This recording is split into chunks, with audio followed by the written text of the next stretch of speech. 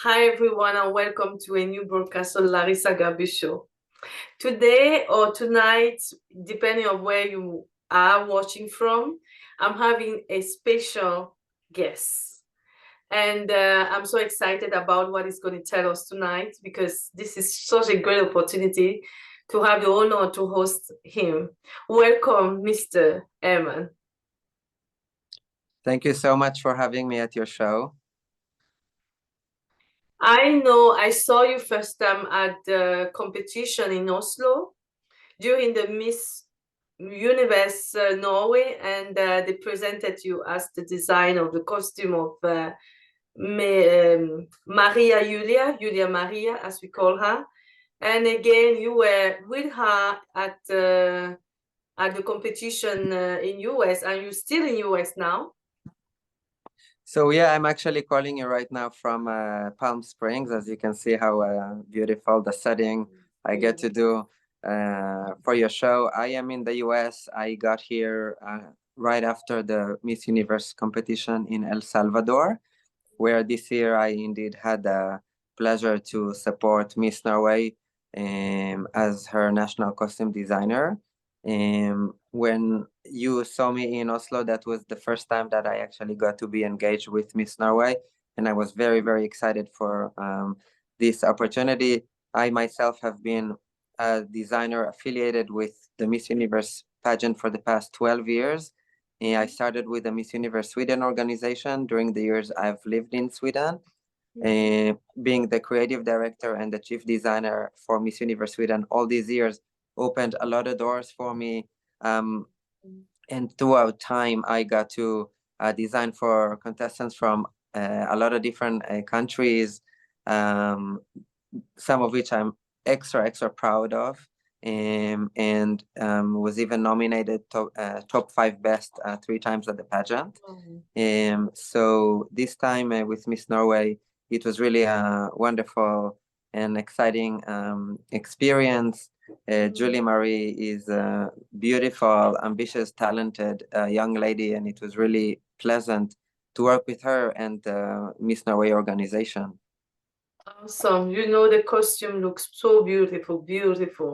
Thank you And so I much. know you are originally from Israel. I love Israel, and I didn't know how you look so happy, and during the time I saw you here in Oslo, and then through the time you were in US and you're still in US, I've been like, wow, he's really a man with a lot of positivity because of what is happening now in your country. And even though it's like that, you stood and you're still supporting others. That means very much. I would love you to present yourself again. And yes. Sure. So my name is Aviad Arik Herman, and I am a designer and an artist from Israel. I actually had a previous career as a dancer and performer, where I danced internationally, literally everywhere. And through my craft and my artistry, I got to travel the world and work with a lot of amazing artists. And so altogether, I'm enjoying a very diverse career, both as a performer, but also as a fashion and costume designer. With my performing experience, I very organically went into designing costumes for the stage, and therefore have designed costumes for theater and for dance and for musicals. And I started recently even to work with film. Wow. Part of the work and the responsibility I also feel as a human, as an artist, is also to give back to the community. And so I also it is important for me to empower the younger generation and hold workshops and inspiring talks with kids, with youth, with students. So I'm not necessarily only focusing on myself and my progress, but also it's important for me to give back. So thank you for the compliment you said before. I am indeed a very positive person in general. And indeed, my country is going through very, very challenging times. It's actually somehow integrated into the story now, even of Miss Norway's costume, because I was in Israel during the time that the war actually started. I was building the costume in my studio in the city of Ashkelon. I was pretty advanced with the works, but the costume was not complete. But then I found myself in those circumstances that literally, as we have live threats with being massively bombed nonstop, and we'd hear terrorists in the cities, and of course the devastating news about so many people brutally hurt and massacred. I also had that integrity to complete Miss Norway's national costume, hoping that I would be able to make it and to get it out of the country, let alone travel myself. So that was also, in a way, a personal story of victory. And to me, it shows in a very, very humble way the essence of how resilient we are as a Jewish nation, as an Israeli nation. In general, I'm sure you have met Israelis and Jewish people throughout your life, but Yes, and for people. I was sorry to cut you. It's just like I'm always excited when someone mentioned that I was very close with one of the ambassador of Israel in Norway, and Alon Roth.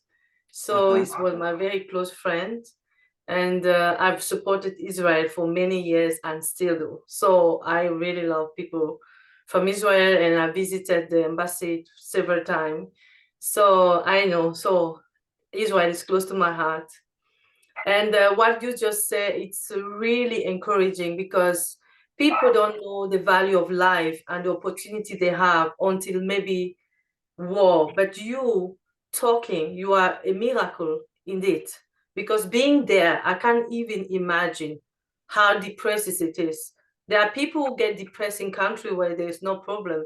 But you stood and you went through it, and you are standing here. It's a message of hope to your people and to many other people. It is just so great and awesome. And I guess that there are so many people who died there with their dreams, with their gifts, because I know people from Israel and the Jew, they are very gifted. And you here now, and I'm so honored to have the opportunity to interview you, because this was one of the things that I was really moved about. When Julia Maria told me you were there, we prayed, we said, God, that nothing will happen to you. She was heartbroken. And yes, in fact, you are an inspiration, a word of hope for many. Thank you. It means a lot to me to hear these words of acknowledgement from you, and I appreciate your support and your love. This is really how I, think or perceive the privilege and the choice we have as human beings in this short journey called life.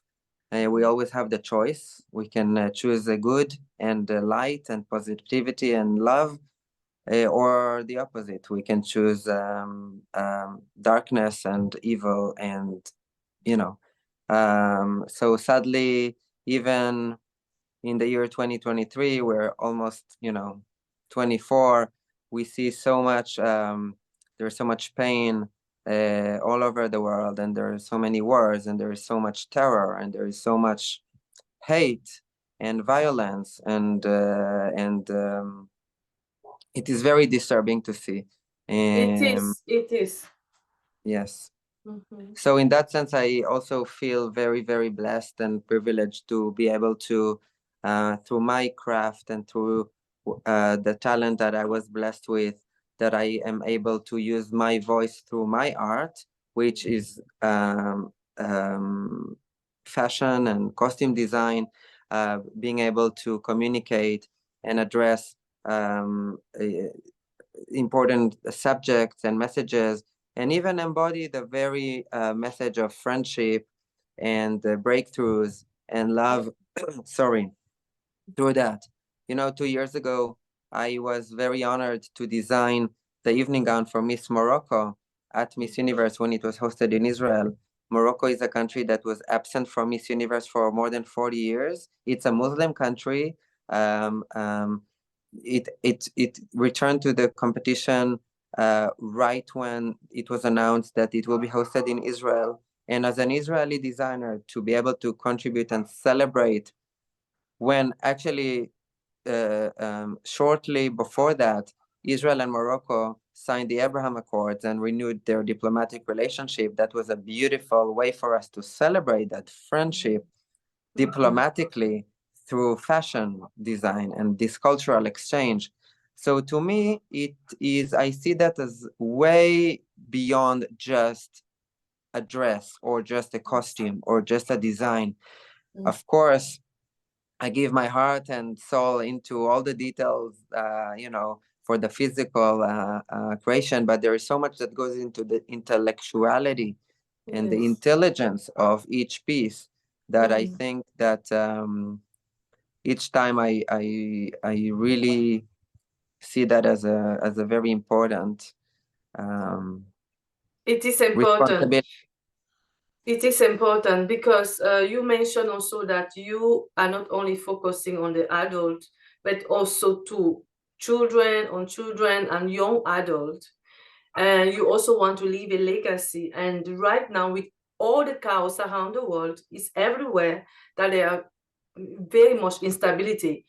The younger generation is discouraged, and there's a lot happening. I know, for example, in Norway, they have a rate of suicide from 13 to 18, a lot of depression after the pandemic and all that. And, parents don't know what to do. But two, what you're doing by approaching the youth, you're giving them hope, and this is leaving the legacy. What I used to say is what we are doing, if we are doing only for us, it doesn't mean nothing. We are doing it for the next generation to leave an impact because there are people left impact. That's why we are here today.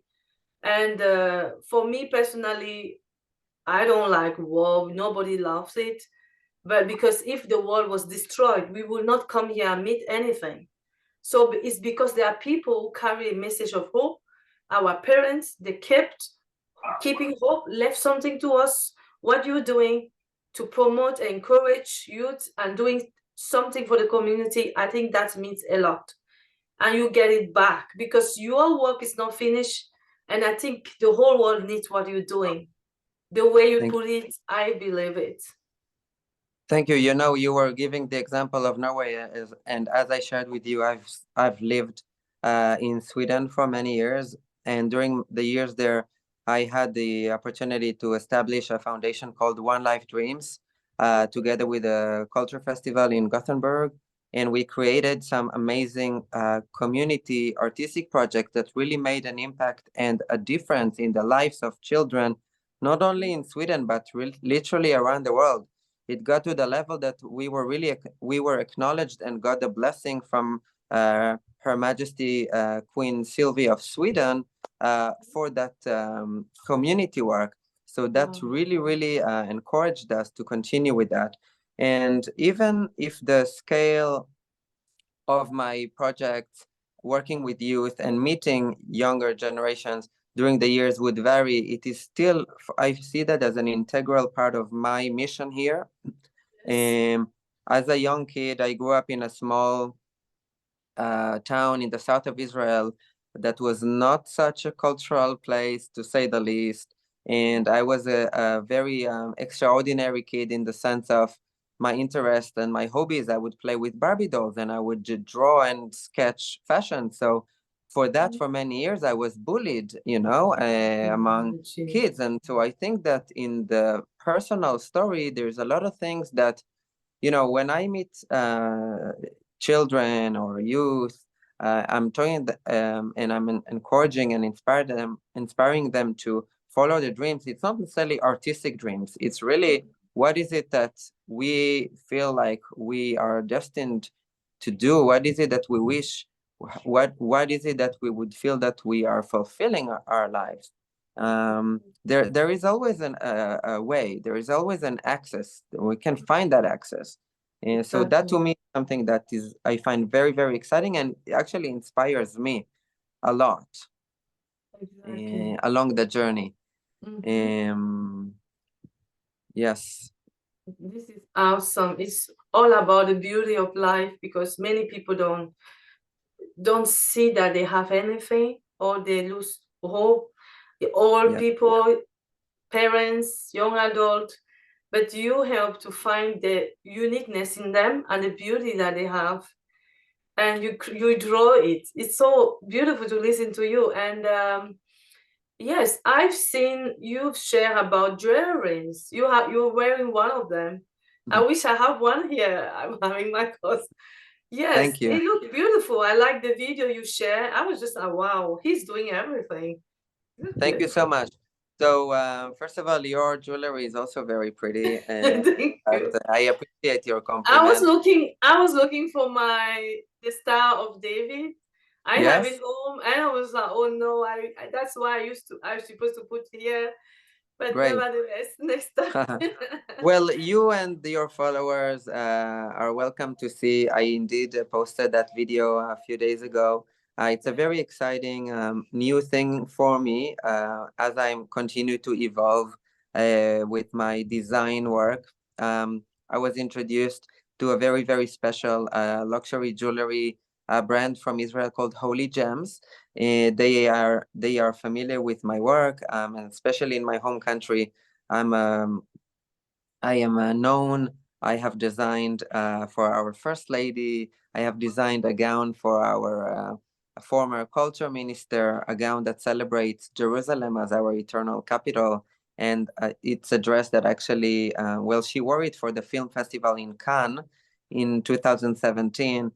It sparked a huge controversy, but it is really referred to as one of the most iconic dresses in the history of Israeli fashion. So I'm very humbled for, you know, such a recognition. Um, sorry. So back to the jewelry, I have never really designed jewelry per se. Yes, through the line of work, which is stage costumes and sometimes also the haute couture evening gowns and costumes at Miss Universe. Sometimes jewelry and accessories that would be an integral part of the design, I would design it as well. But to do something like that is actually for the first time in my life.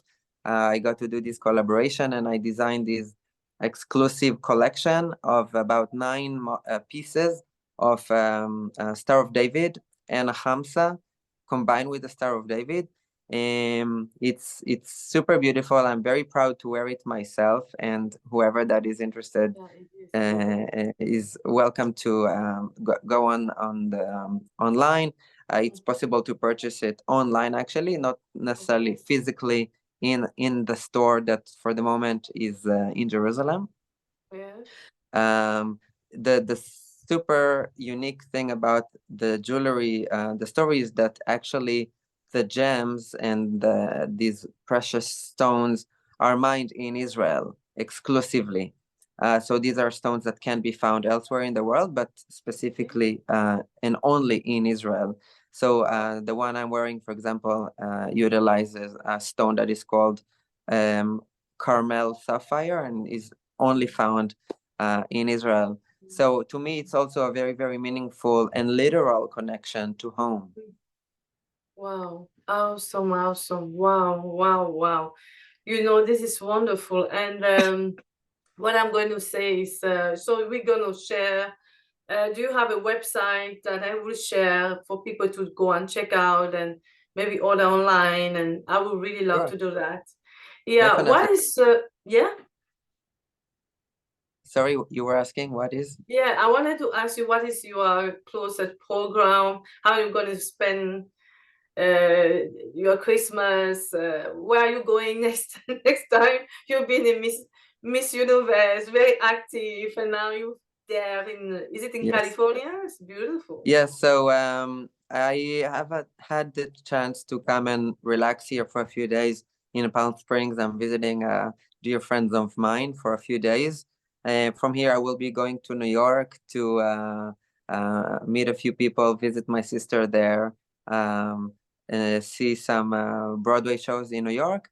and then I will actually be going back to Israel. I've been away for a few weeks now, but I will go back home to well, I'm happy to see that the performing arts scene and the artistic scene is starting to make the efforts to restore itself. There's a lot of endeavors to continue. So I will be going back and I will be designing costumes for a new musical theater production at our National Theater in Tel Aviv, Habima. So this is a new production that will start now in December and will premiere in February. So I'm actually very excited to have this upcoming project in my home country So at I this have time. a quick, yeah, I have a question to ask you. If is there anything in the pageant world that you will put, maybe you would like to see a change, or you wish they can change the way they.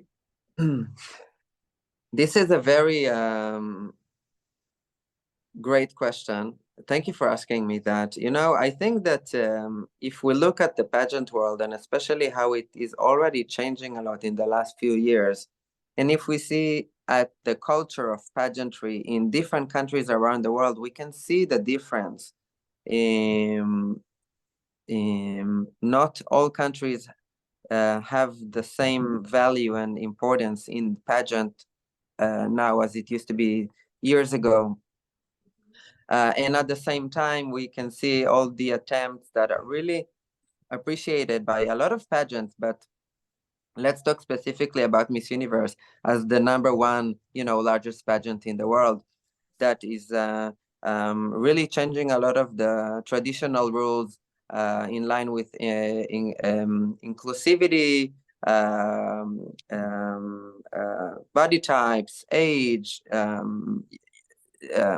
life circumstances or statuses, and you name it.